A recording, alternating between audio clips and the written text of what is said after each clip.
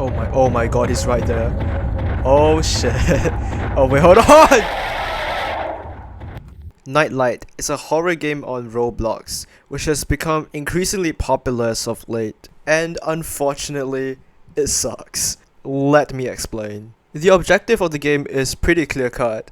All you have to do is find 8 notes to spell the word selfish, including a full stop at the end. These notes will be generated randomly throughout the map, either just placed on the walls, on the floors, or behind some furniture or below a box. Of course, since this is a horror game, you're not just tasked to run around and find notes with absolutely nothing stopping you. The main gimmick of the game, which will result in you losing, is the nightlight itself. If your nightlight, aka this candle, burns out and gives out too little light, a monsterish version of Beta, which is the guy who greets you at the start of the game, will spawn and relentlessly chase after you. For context, this is what that looks like. Is he after me or you? You. Oh wait, press F, press F, press F, press F, press F. I didn't know.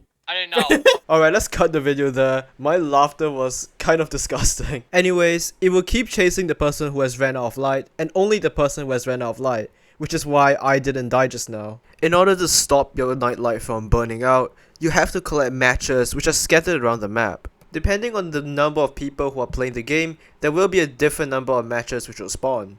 You can also heal other players which have died, but this usually ends up in you sacrificing a match of your own in order to give them enough light. I don't know about you, but that doesn't sound very selfish anymore. Another monster that can spawn throughout the game is this thing called Midnight. Midnight will spawn randomly and chase after one player in the group. He will chase you for quite some time, and it is pretty difficult to outrun him because he's just about as fast as you. If it manages to catch the person it is chasing, it will drastically reduce the amount of light that their light has. Man, that is hard to say. After finding the 8 notes to spell the word selfish, you are told to go back to the main door and do the whole thing again. It says that something has changed, but literally nothing has changed. All you do is go and face the exact same entities with the exact same game mechanics and find the exact same 8 notes. Of course, the notes are scattered at different places of the map compared to the first time.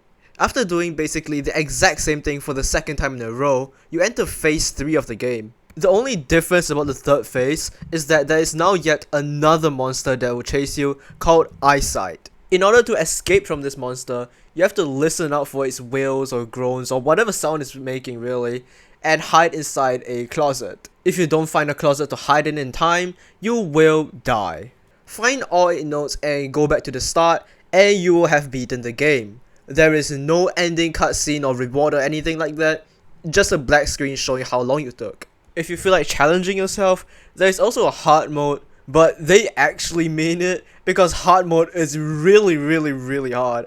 I won't go into too much detail what exactly hard mode is, but all you need to know is less matches and Midnight is ridiculously overpowered. Alright, now let's talk about why this game is just not great. Let's start with the most obvious point, the repetitive and boring gameplay. I don't think you really need me to point it out, but the objective of the game being to collect 8 notes 3 times isn't very fun exactly. Not to mention that these 8 notes spawn literally anywhere in the map. What this means is that not only do you have to check every individual room thoroughly, like on the walls and on the floor, but you also have to move all of the furniture, which can get stale very fast. Not to mention that the house we are in is like a fucking mansion. There are like literally 20 rooms, 5 corridors and a library. Like, I don't know how anybody has enough money to have such a big house. Anyways, the fact that the literal main component of the game is that boring already spells like a recipe for disaster. My second problem with the game, which is a slightly smaller problem, is the jump scares. And I'm not talking about the jump scares you get where you get caught by one of the monsters. I'm talking about jump scares that are literal PNG images that have absolutely nothing to do with the story or room you're in or anything. I'll give you an example. On your way to the library, you are greeted with boom, jump scare. That's the whole jump scare. It's literally an image taken straight out of the Walton Files, which is a analog horror web series, but I'm not getting into that today. There's also other jump scares like the light bursting, whatever this guy is, and this guy spawning here, but at least they kind of have a little bit of effort put into them, I guess. Look, the point is these jump scares suck. Even if they did scare you, they're not horror. Like, if I inserted a jump scare right now into this video, it doesn't make this video like scary. It's just a cheap way to get a reaction out of somebody. Not only that, but these jump scares make absolutely no sense whatsoever. Literally all the jump scares are just completely random, they're not explained, and there's just basically no reason for them to be there. Honestly, this game would be a lot better without these unnecessary jump scares. Okay, well, maybe not a lot better, but you know, baby steps.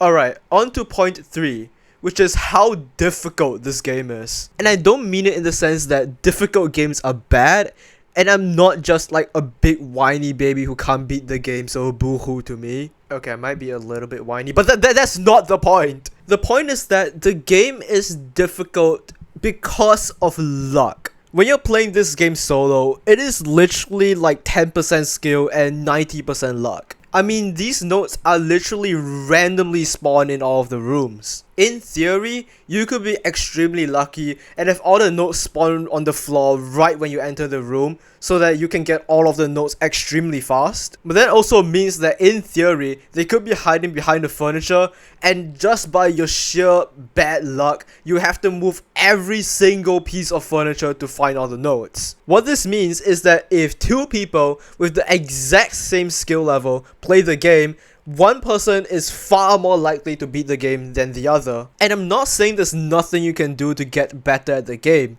You could memorize the entire map and have like a set path on where to go to collect the notes, assuming that you will be lucky enough to find them in time. And to me, that doesn't even really count as like being more skillful in any way. It's like you went to a math exam, but before the exam you bribed the teacher to give you the full answer key, and then you got full marks, and then you start to flex on your friends saying that you're smarter than them.